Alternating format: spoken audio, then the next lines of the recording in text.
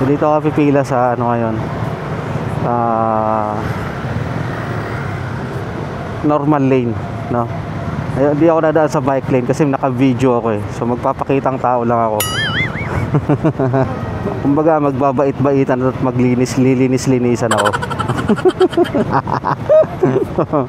Naka-video kasi ako eh. Para kunwari law-abiding citizen tayo.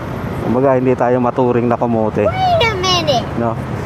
Pero kahit ganun pa man, gumawa ka ng mabuti o naayon sa batas trapiko or maging pasaway ka sa batas trapiko, ang tawag pa rin naman sa'yo kamote.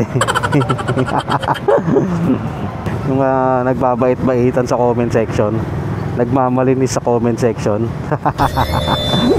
So ganun naman ang sinasabi nila, di ba? Kunwari, diyan ka dumadaan sa normal lane kasi naka-video ka, pero pag walang video, malamang doon ka sa bike lane dumadaan. Yeah. Sabi yun ng isang nagmamalinis at naglilinis-linisan sa comment section. Dito tayo sa taas. Hindi naman yung pili. Boring eh. Lagi na lang tayo dumadaan dun sa ilalim eh. Nakaka-boring na eh. Ito naman tayo sa taas. So far medyo mabilis ang biyahe natin ngayon. Nakatawid agad tayo dito sa Shaw.